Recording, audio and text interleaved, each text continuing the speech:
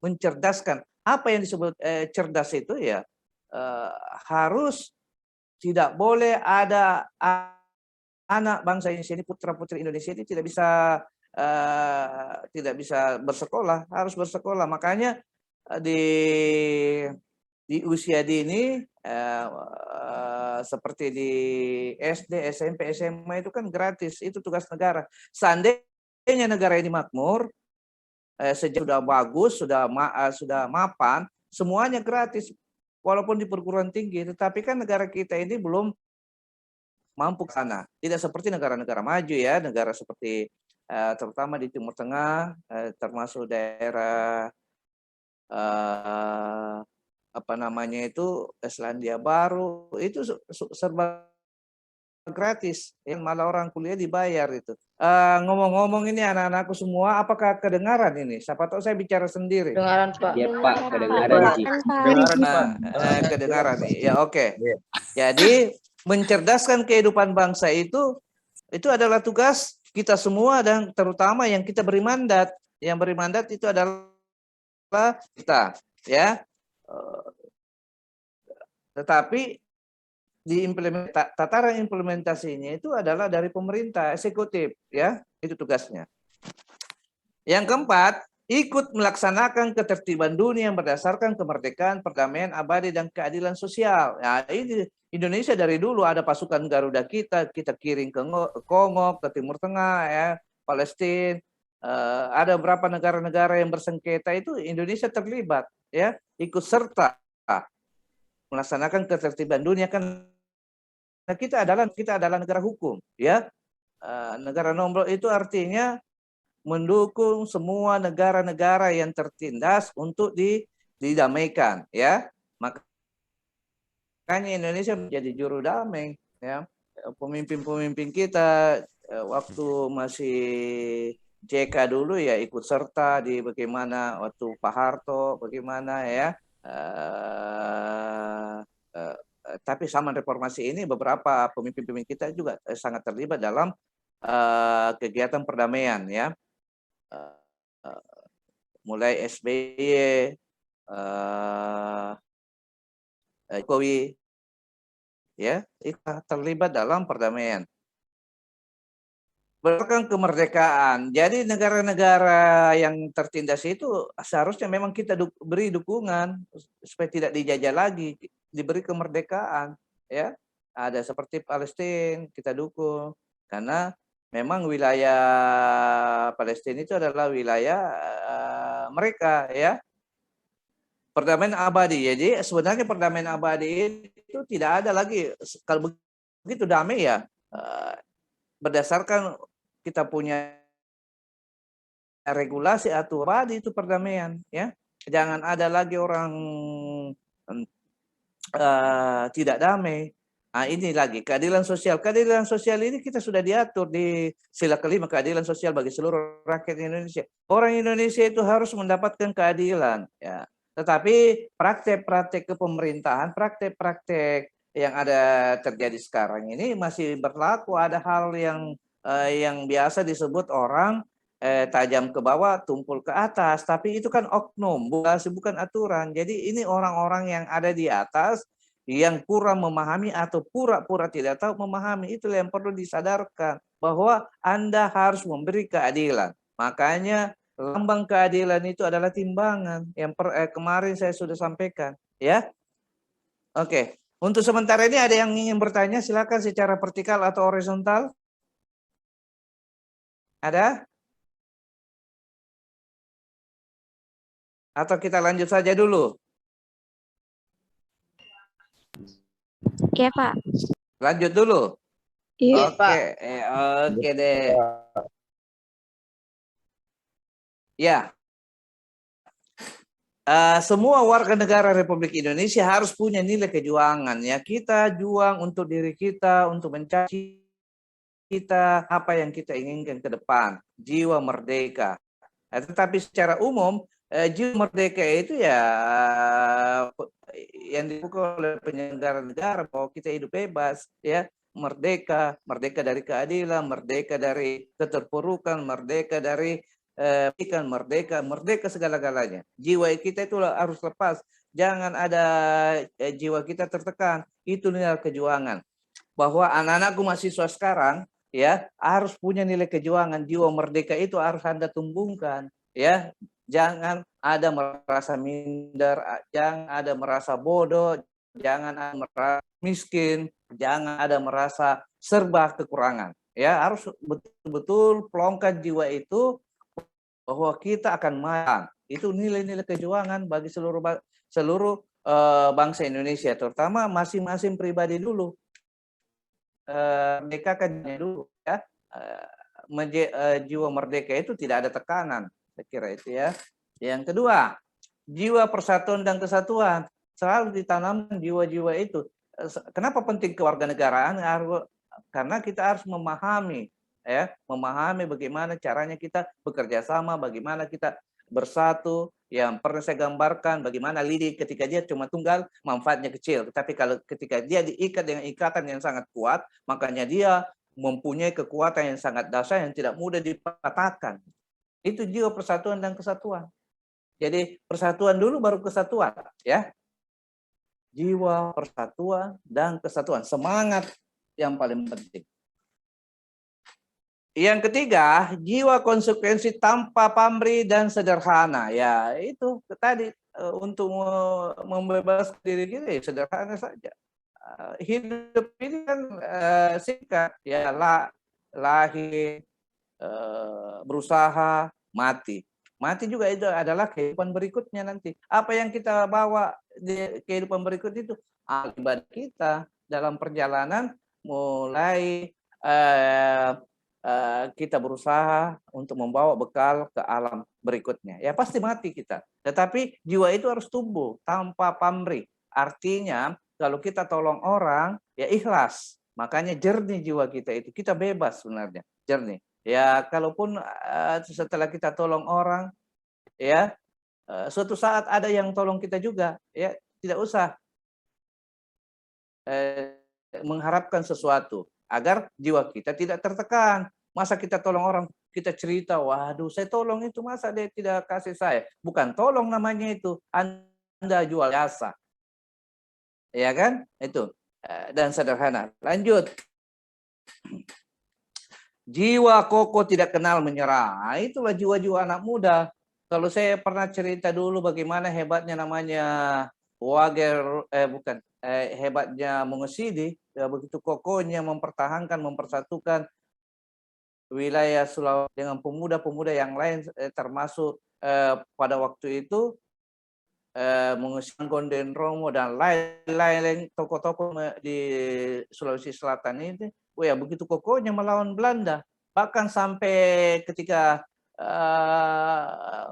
Walter Mongosid mau dihukum mati, dia minta permintaannya satu, hai Belanda, jangan tutup mata saya ketika Anda mengeksekusi saya, dan saya akan ucapkan sesuatu, Indonesia merdeka. Dalam keadaan mata terbuka, dia dapat hukuman mati. Itulah jiwa yang kokoh, tak pernah kenal menyerah. Nah, kita generasi muda ini sekarang, anak-anak muda, jangan pernah menyerah, belajar dan belajar untuk meraih cita-cita ke depan. Karena keinginan orang-orang tua ini bahwa anak-anak muda sekarang itu jauh lebih cerdas karena fasilitas serba ada, era teknologi yang canggih gitu, ya. Jangan tertinggal, jangan diperbudak dengan teknologi, jangan mudah menyerah. Ya. Harus tetap berusaha dan belajar. Itulah tugasnya anak-anak muda sekarang. Ya, karena ke depan ini tahun 2045 adalah hari kemerdekaan, peringatan hari kemerdekaan yang ke-100. Anda akan rasakan itu. Bagaimana, apakah Indonesia masih ada atau Indonesia sudah jaya berkat anak-anak muda yang ada sekarang. Ya, itu tugasnya anak muda. Tugasnya mahasiswa. Mahasiswa maha terpelajar. Lanjut. Jiwa rasa cinta terhadap tanah airnya. Ya, jangan gengsi menjadi orang Indonesia. Karena pernah saya ketika saya ke luar negeri, ada beberapa teman malu kalau dikatakan Indonesia, orang Indonesia, karena pada waktu itu Indonesia terjadi sedikit-sedikit di daerah negara tertentu orang Indonesia menjadi pembantu, ya, menjadi tenaga kerja TKW, TKI yang ada di Timur Tengah, ada di Malaysia, itu. Kita tidak merasa bangga dengan itu. Ketika ditanya, kamu dari mana? Kita macam-macam makhluk, kita katakan saya dari Indonesia. Harus bangga menjadi orang Indonesia. Indonesia itu adalah paru-paru dunia. Indonesia itu adalah sumber kekayaan yang sangat luar biasa. Ya, berdasarkan hasil kajian bahwa kekayaan Indonesia ini dibawa dari Amerika Serikat. Amerika Serikat pertama, kedua Indonesia. Itu luar biasa karena belum diolah dengan baik, ya, atau diolah salah olah. Makanya supaya tidak salah olah adalah di tangan anak-anakku agar rasa cinta itu terhadap tanah airnya. Ketika Anda mendapatkan ilmu, ada punya teknologi yang bagus, peliharalah teknologi ini untuk bangsa ini. Saya kira itu ya, untuk kemajuan bangsa dan tanah air Indonesia. Itulah jiwa rasa cinta. Rasa cinta itu adalah keikhlasan, kenyamanan yang kita rasakan kepada seluruh orang-orang yang ada di sekitar kita untuk bangsa ini. Lanjut, jiwa kepeloporan dan kepemimpinan. Ya, anak-anakku sekarang ini harus punya jiwa kepeloporan dan kepemimpinan. Paling tidak mampu memimpin dirinya sendiri, ya. Kalau mampu memimpin dirinya sendiri, alat kontrolnya itu adalah cermin, ya. Anda melihat bagaimana antara kerjasama antara tangan kiri dan tangan kanan, kerjasama antara kaki kiri dengan kaki kanan, kerjasama antara otak dan hati.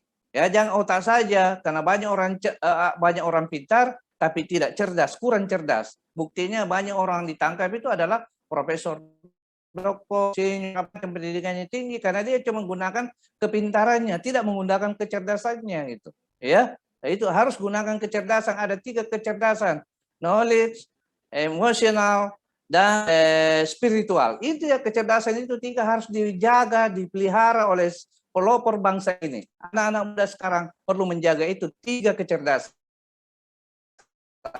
Yang tadi kecerdasan apa tadi?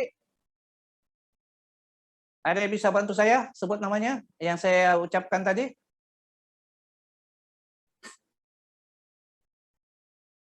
Ya, silakan anak-anakku. Ada yang bisa yang saya ucapkan tadi?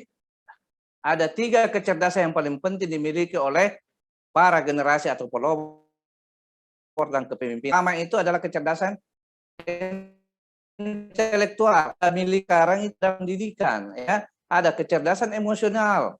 Yang ketiga yang paling penting adalah kecerdasan spiritual. Nilai-nilai agama, nilai-nilai moral ada di situ. Jadi harus dijaga itu.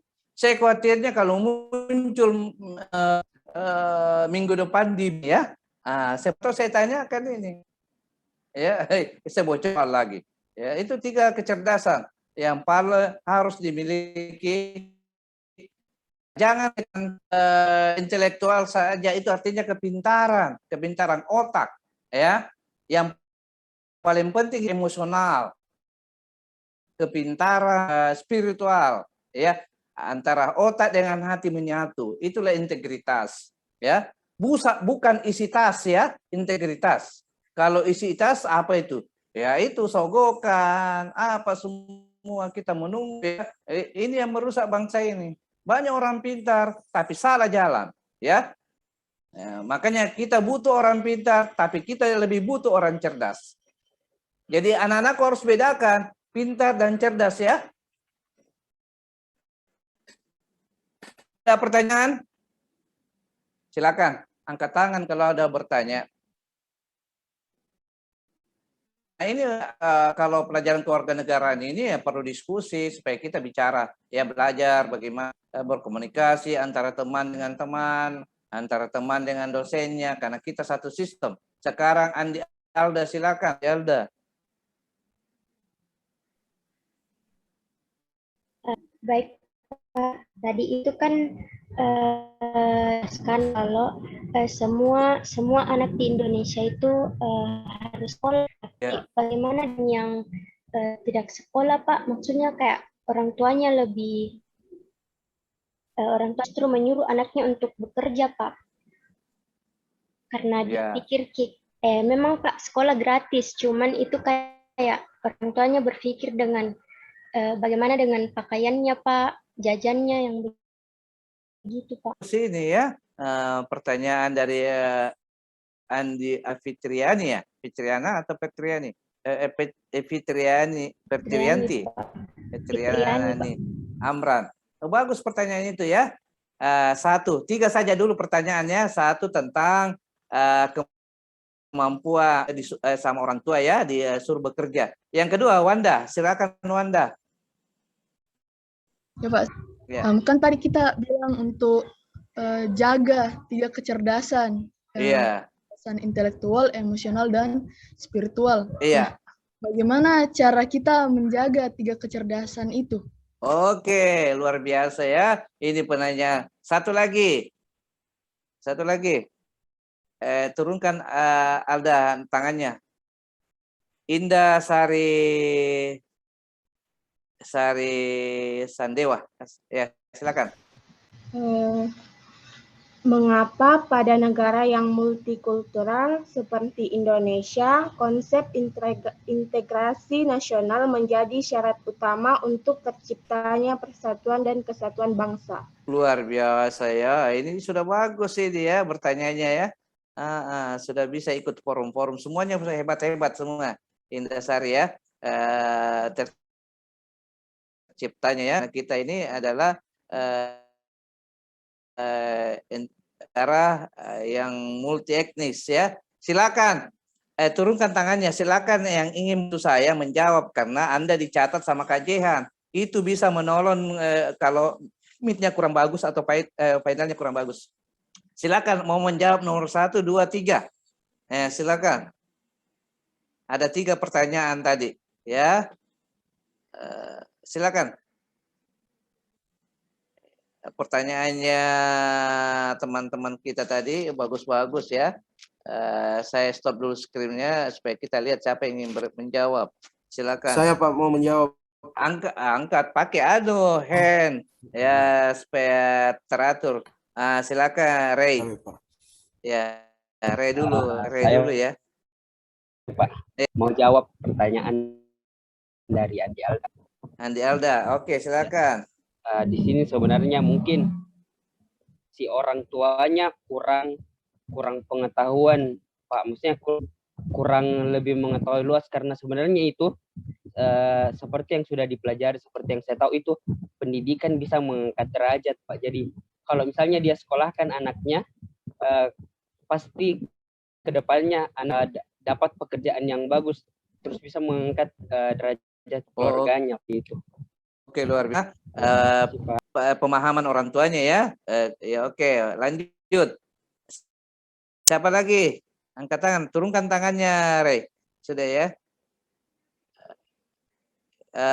Yunita, silakan Yunita. Saya mau jawab pertanyaan dari Indah Sari, Pak. Silakan. Jadi mengapa untuk persatuan di negara multikultural seperti Indonesia? Ya. Jawabannya karena dari integrasi nasional dapat mempersatukan perbedaan-perbedaan yang ada di Indonesia sehingga tidak terjadi konflik perpecahan yang terjadi dikarenakan perbedaan semata. Oke, mantap Yunita ya. Ya selain turunkan tangannya Yunita. Turunkan tangannya dulu Yunita supaya saya lanjut ke yang lain. Silakan Amrian. Baik Pak, saya mau menjawab pertanyaan dari Wanda. Ya. Untuk menjaga 3 kecerdasan itu kita harus mempunyai kesadaran diri. Ya. Kesadaran diri itu tidak hanya tentang mengetahui kekuatan dan kelemahan diri sendiri. Kemudian yang kedua ada pengaturan diri.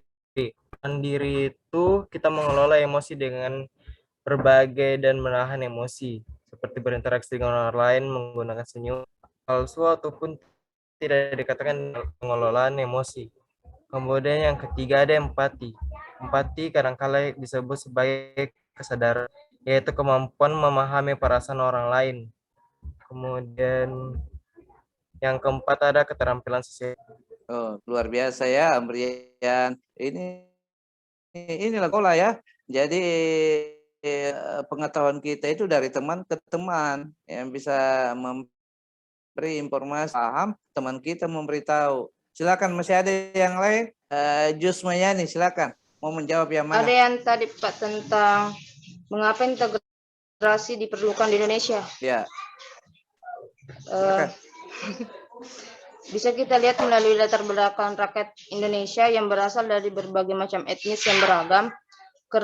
Keberagaman etnis ini mengakibatkan rentannya yang terjadi pergesekan. Oleh sebab itu,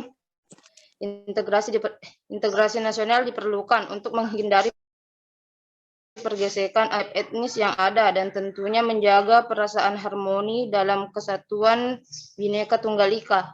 iya betul. Ini ditambahkan oleh Jus Mayani ya. Saya kira ya benar. Karena kita memang ya multi ya. Silakan yang lain. Ini untuk memperbaiki atau meningkatkan nilai Anda ya. Tapi saya pentingkan itu ucapannya, bicaranya supaya kita dalam kelas ini semua teman-teman anak-anakku semua itu paham bahwa peran-peran kewarganegaraan itu penting. Saya kira silakan. Ya ini sebenarnya pertanyaan bagus tadi yang ketiga knowledge, emosional, intelektual, bukan intelektual, spiritual, ketiganya itu ya. Saya kira teman tadi sudah membantu ya menjawab. Silakan. Ya. Masih ada? Ya. Masih ada? Oke, karena yang lain sudah terjawab ya, saya kira. Saya ambil titik yang ketiga saja ini, bagaimana kecerdasan otak, kecerdasan emosional, bagaimana spiritualnya itu ya.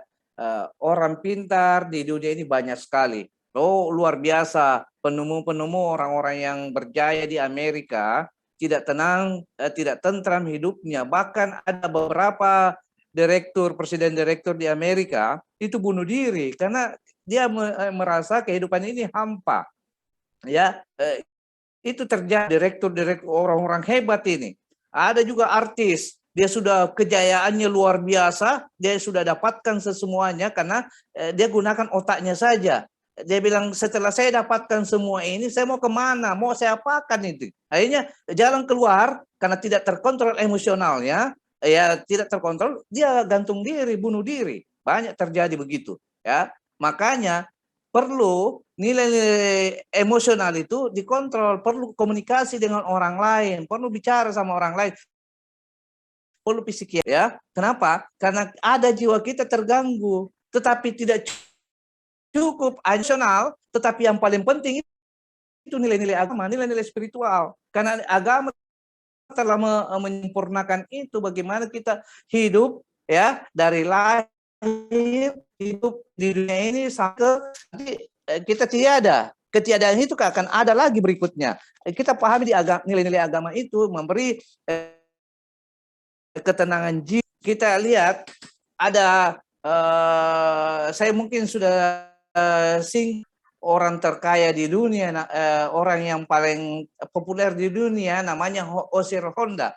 Oshiro Honda itu ya awalnya dia itu adalah tukang servis, ya, tukang servis montir motor ya di Jepang, ya. Dia selalu bagaimana menggunakan otak kemampuan knowledge-nya bahwa sebenarnya ini saya bisa berbuat sesuatu, ya. Setelah dia berbuat sesuatu, dia mau apakan, dia butuh orang lain, ya. Tetapi tidak cukup begitu saja.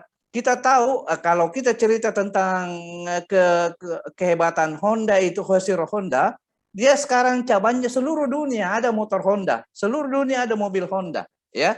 Tetapi hidupnya sangat sederhana karena kebutuhan hidup itu hanya sebenarnya sedikit saja, ya. Rumahnya Oshiro Honda itu tidak terlalu besar, tetapi kekayaannya merajai seluruh dunia. Ya, karena nilai-nilai agamanya itu dia kemungkinan agamanya agama Shinto atau agama Buddha ya, dia praktekkan itu dengan nilai-nilai itu, bahwa kehidupan sebenarnya itu hanya sedikit saja yang dia butuhkan, yang penting kejiwaannya itu tenang. Dan dia praktekkan kepada anak-anaknya, tidak boleh ada anak-anak manja, harus berusaha ya. Bahkan anaknya itu dijadikan sales dulu baru bisa memimpin perusahaan. Tidak boleh langsung memegang perusahaan itu. Karena kalau langsung memegang perusahaan itu menurut pikir dia perusahaan itu akan hancur nantinya. Itulah Hoshiro Honda ya, hidupnya sederhana, rumahnya sangat sederhana, dia gunakan seadanya saja, tetapi kekayaannya luar biasa ya. Salah satu orang terkenal di dunia itu adalah Hoshiro Honda ya, yang punya motor Honda ya, merek Honda itu terkenal. Saya kira itu cerita-cerita itu penting yang bisa menyenangkan jiwanya, itu adalah nilai spiritual itu tadi. Dia beribadah bahwa ada kekuatan yang sangat dahsyat, itulah Tuhan ya. Itulah Allah Subhanahu wa taala yang memberikan sesuatu itu, memberi ketenangan itu, ketenangan jiwa. Ya. Jadi tidak bisa orang egois, individual. Itulah kecerdasan, kepintaran otak saja, bahwa kalau ketika kita menduduki jabatan, segala-galanya ditentukan oleh saya bisa ambil yang ada. Nah, itu keliru gitu. Ujung-ujungnya Anda akan dituntut oleh pengadilan. Ya, makanya banyak sengsara. Kita butuh emosional itu terkontrol, ya. Setelah itu emosional harus disempurnakan dengan spiritual. Nilai-nilai agama.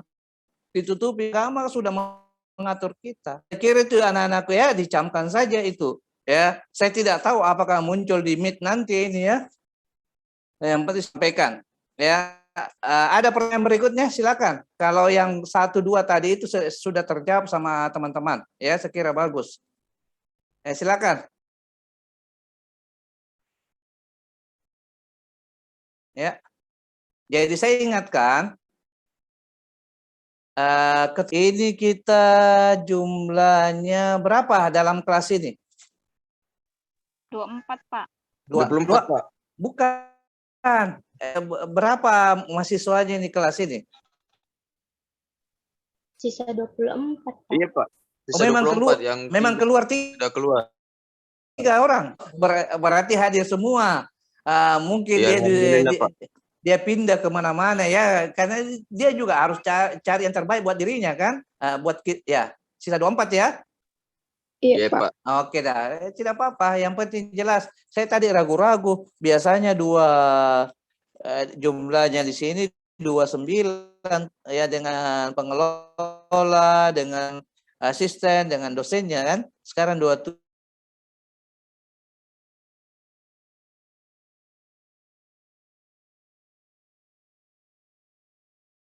Berarti minggu depan ya. Saya kasih bebas belajar. Kita lanjut lagi sedikit ya.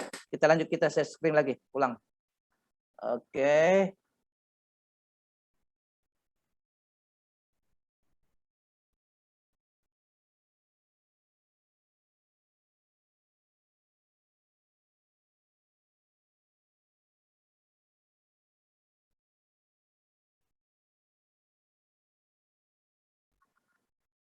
Oke. Nilai kejuangan, jiwa merdeka juga sudah tadi ya. Lanjut kita.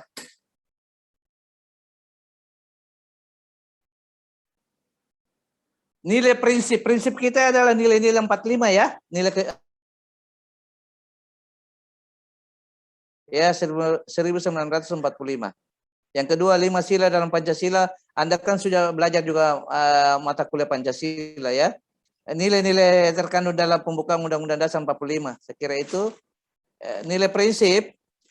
Pertama itu prinsip penjelmaan Pancasila ya. Kita belajar juga sama ya. Prinsip tercantum dalam undang-undang. Prinsip lahir dari perjuangan mencapai, mempertahankan dan mengisi kemerdekaan. Mempertahankan dan mengisi kemerdekaan ya. Kalau mempertahankan itu tugasnya kita semua dan Tentara Nasional Indonesia. Mengisi kemerdekaan ini kitalah semua, seluruh rakyat Indonesia. Ya. Apa sih itu negara dan konstitusi? Negara adalah suatu wilayah permukaan bumi yang kekuasaannya baik politik, militer, ekonomi, sosial maupun budayanya diatur oleh pemerintahan yang berada di wilayah tersebut. Konstitusi adalah ketentuan dan aturan mengenai ketatanegaraan atau undang-undang dasar suatu negara, ya. Ya, kita lanjut lagi ya. Jadi negara dan konstitusi, ya, bisa dicatat juga ini kalau mencatat, ya. Adalah suatu wilayah di permukaan bumi yang kekuasaan baik politik, militer, ekonomi, sosial maupun budaya diatur oleh pemerintahan yang berada di wilayah tersebut seperti Indonesia, ya. Konstitusi adalah ketentuan aturan mengenai ketatanegaraan atau undang-undang. Makanya sekarang ada Mahkamah Konstitusi. Dulu sebelum sebelum ada perubahan Undang-Undang Dasar 45, ya tidak ada ini lembaga konstitusi. Sekarang ada lembaga Mahkamah Konstitusi. Ya, disitulah sengketa regulatoran diajukan atau ditetapkan di situ adalah Mahkamah Konstitusi. Ya. Kita lihat wilayah negara Republik Indonesia ini sangat luas sekali ya, dari Nanggro Aceh sampai ke Papua, ya, ada Papua Barat. Inilah wilayah negara kesatuan Republik Indonesia dari Sabang sampai Merauke. Perjalanannya ini cukup panjang. Dari ujung ke ujung ini bisa saja sampai 12 jam perjalanan pesawat, ya, dari sini ke sini, ya, sampai ujung. Kalau sampai di sini saja dari ujung ke sini ya 9 jam, ya, tapi masih ada lagi namanya Sabang. Sabang itu 0 km. Ada lagi namanya di sini Merauke. Merauke yang paling jauh Kabupaten Bovendigul. Ya, karena Merauke sudah terpecah-pecah. Anak-anakku, apa yang saya ucapkan ini kedengaran enggak? Iya, Pak. Iya, Pak. Iya, iya, oke. Jadi inilah yang namanya ada di sini namanya Kabupaten, ya, yang terjauh di sini. Ya, di perbatasan antara Papua Nugini, ya. Inilah pulau terbesar, ada pulau-pulau besar, belum lagi yang pulau-pulau tidak terlihat itu ribuan, karena jumlah pulau kepulauan di negara kurang lebih 17.000 pulau, ya. Masih banyak, ada 3.000 pulau tidak ada penghuninya sama sekali. Itulah luar biasanya, ya. Jangan sampai negara lain bisa menjaga dengan baik. Negara Kesatuan Republik Indonesia adalah sebuah negara kepulauan berdiri Nusantara dengan wilayah, batas-batas dan hak-haknya ditetapkan dengan undang-undang pasal 25 ayat A. Ini dari sini. Luar biasanya, ya. Kita berada di sini di Sulawesi Selatan. Ya, kemarin itu ada teman kita dari Maluku di sini, dari sini dia, Maluku Tengah. Ada dia di sini, ya. Sangat kecil kelihatannya. Ada di sini dia, ya, ya, banyak pulau-pulau, ada Pulau Seram, Ternate, dan Kota Tidul, banyaklah, ya. Itulah luar biasanya Indonesia, ya. Oke.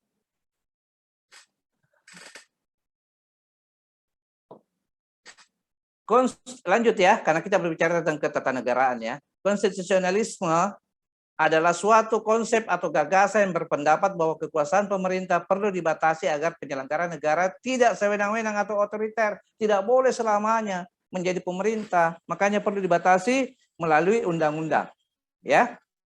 Jadi tidak boleh orang dia saja yang menjadi pemimpin, tidak boleh, ya, karena kalau ketika dia akan terjadi kesewenang-wenangan seakan-akan negara ini miliknya atau milik keluarganya.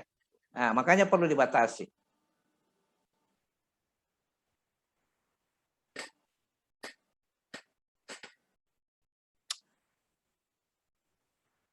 Konsep konstitusionalisme adalah bahwa pemerintah sebagai penyelenggara negara perlu dibatasi dengan kekuasaan. The limit set agar tidak sewenang-wenang dalam memerintah. Konstitusi adalah jaminan untuk melindungi rakyat dari perilaku sewenang-wenang pemerintah. Dengan demikian, konstitusionalisme melahirkan suatu konsep lainnya disebut sebagai negara konstitusional atau the constitutional state, di mana undang-undang dasar menjadi instrumen yang paling efektif dengan menjalankan konsep rule of law atau negara hukum. Restart, ya, itu ya. Saya kira untuk anak-anak sekian pertemuan kita. Nanti kita lanjutkan saya kira 2 minggu ke depan, karena minggu depan itu adalah kita akan meet ya. Saya kira itu anak-anak sekalian. Saya harapkan semua sehat-sehat saja ya. Tanya. Saya Pak. Angkat tangan. Saya stop screen dulu ya, supaya kelihatan semua ini angkat tangan. Pertama Indasari, silakan Indasari dulu. Silakan Kan Indasari. konsep integrasi nasional secara vertikal Ulang, itu ulang. Saya tidak dengar. Ulang. Ya, silakan. Ya. Iya, Pak. Ya. Kan tadi konsep integrasi nasional secara vertikal itu mencangkup bagaimana mempersatukan rakyat dengan pemerintah pusat dengan pemerintah daerah. Nah, pernah kan ada peristiwa begini terjadi. Ada penyaluran dana yang disalurkan oleh pemerintah pusat ke daerah. Nah, pemerintah daerah ini harusnya menyalurkan dana ini, tetapi disalahgunakan oleh pemerintah daerah sendiri. Luar biasa. Sehingga masyarakat beropini bahwa pemerintah ini melakukan korupsi. Akhirnya mereka pun melakukan demo. Terus bagaimana caranya yang harus dilakukan oleh pemerintah pusat agar tidak terjadi hal seperti ini? Oke ya, luar Begitu, biasa Pak. ya. Oh, bagus sekali pertanyaannya Indah ini. Indah Sari ya. Oke, Indah satu tentang penyaluran bantuan dari pusat ke daerah, ternyata daerah korupsi ya. Nah, bagus. Yang kedua, turunkan tangannya Indah dulu. Sekarang Jusmiani, silakan. Konstitusi di Indonesia berubah-berubah, Pak. Apa yang menjadi penyebab kenapa itu konstitusi di Indonesia berubah? Oke, bagus sekali ya pertanyaan Jusmianti. Yang ketiga Nurul. Saya Pak, Ya. bagaimana Pak cara mengetahui seseorang setelah bertindak sesuai dengan integritas? Oke, luar biasa ya. Bagaimana mengetahui seseorang bertindak sesuai integritas? Luar biasa. Oke, turunkan tangannya, silakan bantu saya untuk menjawab. Tetap dimonitor oleh kajian ya. Ada 3 pertanyaan. Sekarang Andi Alda, silakan Andi Alda. Baik Pak, saya ingin menjawab pertanyaan dari Indasari Pak. Ya, silakan. Mungkin itu Pak, kan tadi ditanya bagaimana supaya hal itu tidak terjadi lagi. Ya. Mungkin Pak itu untuk yang koruptor diberikan hukuman yang berat Pak supaya ada efek, dan yang ingin melakukan Pak juga berpikir berkali-kali karena hukumannya berat Pak. Luar biasa Alda ya, harus ada ketegasan hukum ya, beri hukuman berat. Oke, turunkan tangannya sekarang Ratnasari. Ya Pak, Ya. saya ingin menjawab dari pertanyaan Jusmayani, Ya, silakan. yang mengapa konstitusi di Indonesia mengalami beberapa kali perubahan. Iya. Disebabkan oleh faktor eksternal dan faktor internal, serta dipengaruhi oleh kondisi politik hukum yang ada, kemudian berdampak pula pada perubahannya sistem ketatanegaraan di Indonesia. Iya, saya kira itu ya, besar ya, faktor internal dan eksternal. Oke, sekarang Andi Faisal. Menjawab pertanyaan dari Jusmayani, Pak, yang Iya. tentang konstitusi itu kenapa bisa berubah-ubah? Iya. Karena kan itu pertama, konstitusi yang telah dibuat tidak sesuai dengan adanya tujuan sebuah bangsa dan negara. Iya. Yang kedua, Pak, konstitusi tersebut tak lagi menjadi relevan terhadap sebuah kepentingan rakyat dan bangsa. Yang ketiga, Pak, konstitusi tersebut telah mengalami banyak pergeseran dan sudah berbeda dari pedoman yang ada. Ya. Yang keempat, sifatnya hanya menguntungkan satu pihak dan timpah tindih. Yang kelima, Pak, terakhir, tidak menjunjung tinggi aspirasi negara. Sekian, Pak. Makasih. Luar biasa ya, ketua kelas ya Andi Muhammad Faisal ya, memberi jawabannya itu ya, jawabannya tepat sekali ya Andi Faisal ya. Ada 3 pertanyaan ini, pertanyaan yang bagus semua. Oke, yang pertama tadi itu pertanyaan dari siapa lagi tadi? Karena saya yang pertama siapa, Jehan? Kak Jehan, ada Kak Jehan kah? Oh, lagi ada juga kegiatan lain ya, ada Zoom lain diikuti. Oke, memang kondisinya begitu ya. Kita mulai lagi dari Faisal dari pendapatnya Faisal, saya sependapat. Regulasi itu tidak boleh statis, harus dinamik ya. Kita tergantung kondisinya ya. Kita melihat karena adanya sesuatu perubahan, Indonesia ini makin maju ke depan, era teknologi memang harus dipikirkan gitu. Tetapi ada juga yang berpendapat harus kembali ke konstitusi yang pertama ya, Undang-Undang Dasar 45. Masih banyak bahkan orang demo di mana-mana sekarang, dikembalikan lagi fungsi MPR sebagai mandataris MPR untuk mewakili rakyat. Karena kenapa? Pertimbangannya bahwa terlalu banyak pemborosan uang negara, banyak ya, ketika diadakan pemilihan langsung itu merusak sistem, kata mereka, harus dikembalikan. Tetapi tidak boleh lagi ya, ada lembaga konstitusi kita yang mengatur itu ya. Yang paling penting bagaimana negara ini supaya jauh lebih baik dari hari ke hari. Tidak boleh ada lagi pihak-pihak atau golongan-golongan yang selalu diuntungkan ya. Seharusnya memang anggota-anggota atau perwakilan rakyat, karena kita pilih, dialah yang harus berjuang, bukan untuk mementingkan kelompoknya, harus mementingkan seluruh rakyat Indonesia. Apa yang dikatakan tadi Pak Muhammad Faisal, ya, saya kira itu ya yang perlu kita pahami, ya. Jadi tidak boleh kaku itu, konstitusi itu harus selalu dilihat dan ditinjau ulang. Ya, ada juga teman kita mengatakan dari pengaruh internal ya, itu juga karena negara ini tidak harus kaku gitu. Kalau kaku ya kita kembali lagi negara otoriter, atau kita kembali ke negara macam-macam negara. Padahal kita adalah demokrasi Pancasila, negara yang berdemokrasi mengutamakan musyawarah. Salah satunya untuk membuat regulasi itu harus dimusyawarahkan. Kita duduk sama-sama menyelesaikan masalah tanpa masalah. Tadi ada pertanyaan pertama, apa lagi intinya pertama tadi? Tunggu. Jusmiati, mau komentar silakan, Jusmiati. Pak, kayaknya masih ada satu pertanyaan belum dijawab, Pak. Apa itu? Karena yang cara mengetahui seseorang apakah bertindak sesuai dengan integritas. Oh iya. Ini bagus. Pertanyaan ini apakah sesuai integritas ketika dia bekerja atau tidak ya? Karena kita kan sebagai pelaku atau sebagai orang-orang yang diberi kewenangan, orang-orang yang diberi jabatan, pekerjaan, kan di situ ada job. Ya, dia harus tahu dirinya bahwa dia menjalankan tugas dengan sesuai aturan. Makanya selalu dikontrol. Kontrol itu adalah dirinya sendiri dulu. Semua pekerjaan diselesaikan dengan baik tanpa kurang satu apapun. Misalnya dia seorang kepala kantor, ya, kepala kantor, dia menjalankan nilai-nilai keadilan itu, dijalankan sesuai dengan aturan bahwa semua pegawainya itu harus mendapat hak yang sama. Tidak boleh ada pilih kasih, ya, yang melihat secara umum itu.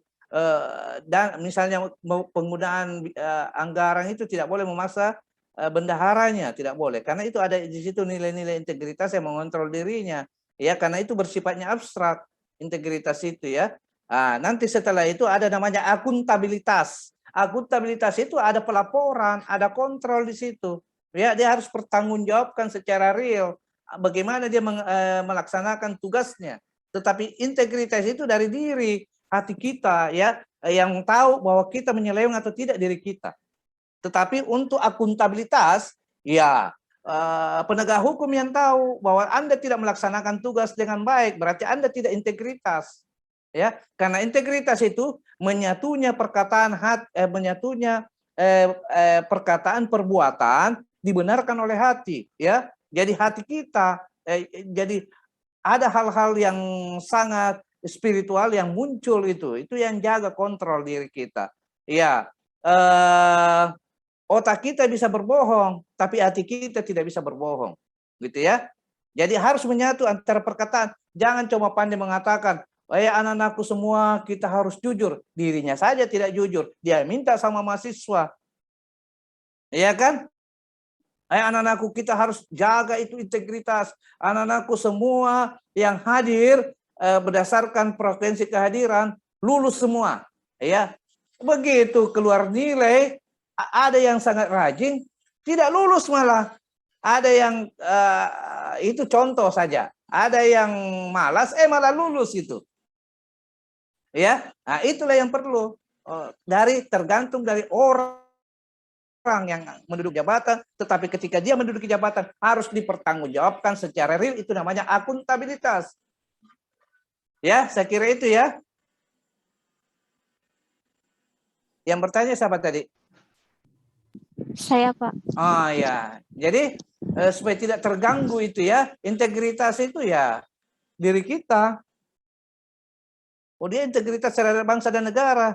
Oh, dia harus menjaga aura, menjaga makna, menjaga apa yang dia tahu, apa yang dia miliki, bahwa dia ini adalah warga negara Kesatuan Republik Indonesia. Integritas itu ya sangat berat dilaksanakan, tetapi harus dilaksanakan. Ya, kadang-kadang kita cuma pandai bicara tapi tidak pandai melaksanakannya. Kita bisa bicara, kita melaksanakannya, setelah kita bohong, hati kita tidak mau mendustakan itu kan? Saya kira itu. Jadi harus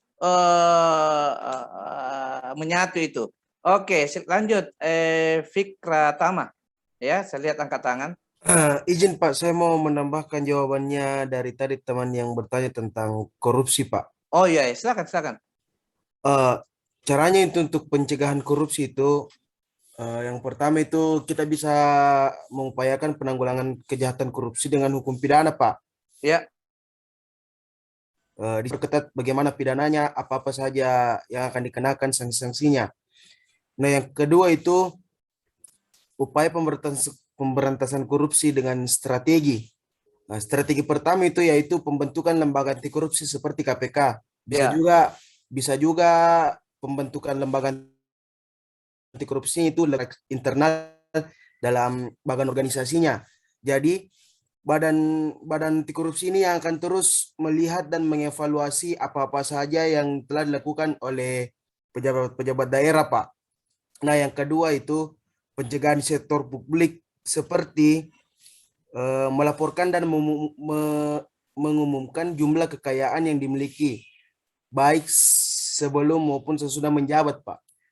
Jadi ceritanya ada transparansi harta sebelum dan setelah menjabatnya ini pejabat, Pak. Bagus. Apalagi yang pemerintah daerah, Pak. Iya, cocok. Dan yang ketiga itu pencegahan sosial dan pemberdayaan masyarakat. Iya. Di mana itu salah satu upaya memberantas korupsi adalah memberi hak pada masyarakat untuk mendapatkan akses terhadap informasi untuk pembangunan pemerintahan dan masyarakat, Pak. Iya. Sekira itu Pak yang. Oh, iya, iya, sekira bagus Fikra ya. Tambahan dari pertanyaan teman kita tadi tentang korupsi itu. Ini memang korupsi ini sangat berbahaya. Orang mengatakan itu korupsi adalah budaya, tapi saya mengatakan tidak. Korupsi itu bukan budaya, tetapi kejahatan yang sangat besar. Ya, tidak boleh dikatakan budaya, karena budaya itu adalah nilai-nilai ya dan tidak merugikan orang lain, itulah budaya, kesepahaman. Jadi korupsi itu adalah kejahatan. Makanya kalau saya malah ini secara pribadi sebagai dosen, tindakan korupsi itu harus disop terapi. Ya, kenapa tidak harus hukuman mati saja? Ya, kalau saya gitu. Tetapi undang-undang tidak tuh, makanya ada sanksinya memang dihukum berat. Tidak boleh lagi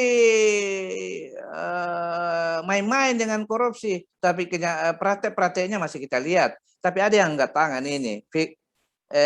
Apa dia masih mau? Ya Pak.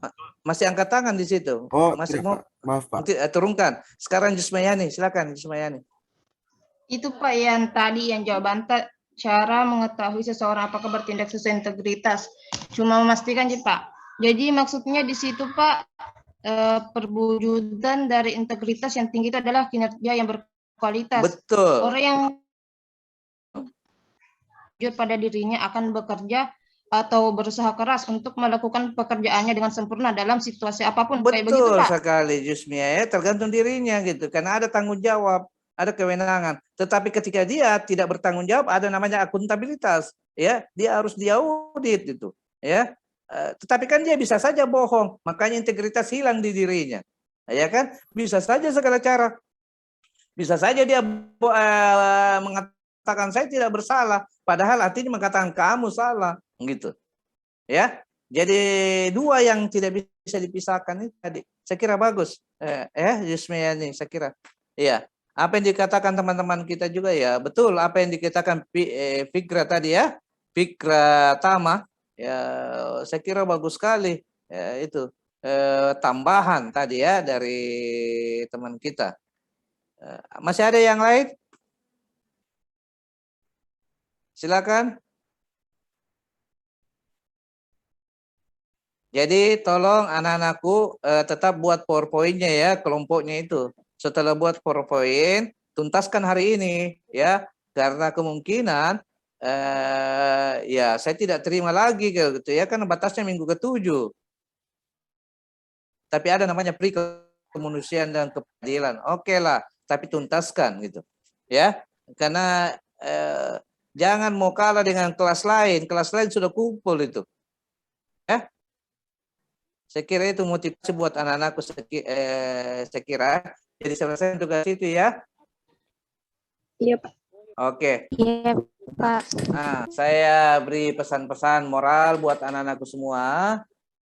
Ya, dalam proses belajar, walaupun Anda di rumah tetaplah belajar, buka informasi-informasi yang positif. Kalau ada WA yang negatif, jangan ditanggapi karena banyak provokator sekarang merusak mental kita.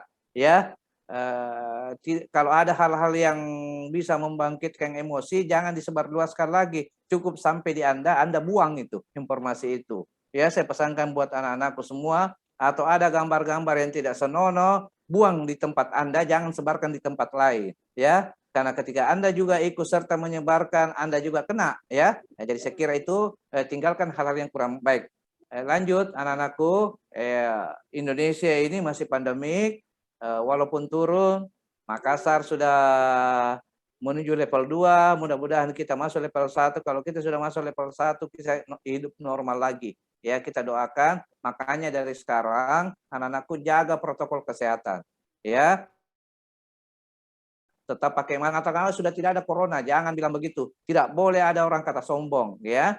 Karena yang bisa menolong kita hanya Allah Subhanahu wa taala. Tunggu dulu, ada yang katakan Alda. Alda. Iya Pak, ini mau bertanya tentang mekanisme untuk ulangan Pak. Lisan atau pasti Mi tertulis kada virtual ya. Iya.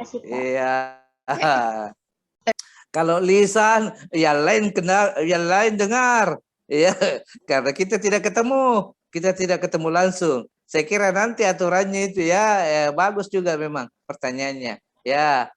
Mau motong saja tadi saya punya motivasi hilang apa tadi itu saya katakan tadi. Pandemi apa tadi? Pandemik masih berjalan ya. Jaga, sayangi dirimu, sayangi keluargamu, sayangi lingkunganmu. Kalau Anda sayangi dirimu berarti Anda sayangi bangsa ini ke depan, ya. Saya kira anak-anakku tetap berdoa kepada Allah Subhanahu wa taala untuk menuju kesuksesan. Insyaallah semester 7 Anda sudah menjadi seorang sarjana. Kalau ingin lanjutlah. Raihlah cita-citamu setinggi langit, tetapi jangan lupa selalu berdoa dan berdoa. Mintalah kepada Allah, kata Allah, mintalah kepada aku saya akan berikan, tetapi harus berusaha, harus ada action namanya, ya. Bukan berdoa terus tidak ada usaha, harus ada usaha untuk menuju kesuksesan. Sekian dan terima kasih, laksanakan tugas hari ini tugas kelompoknya dituntaskan. Ya, wassalamualaikum warahmatullahi wabarakatuh dan selamat pagi menjelang siang. Oke, tayangkan gambarnya semua. Saya mau foto lagi. Ya. Ini saya foto latar belakang saya kan lagi di pantai ini ya, untuk menyejukkan ya.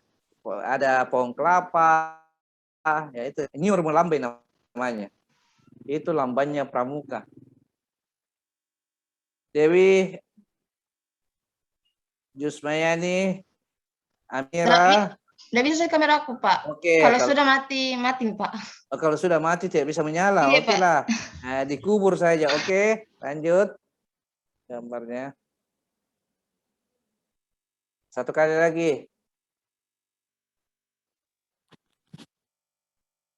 Oke. Jadi selesaikan hari ini tugasnya ya. Baik, Pak. Oke. Sekarang sudah bisa keluar dari Zoom ini.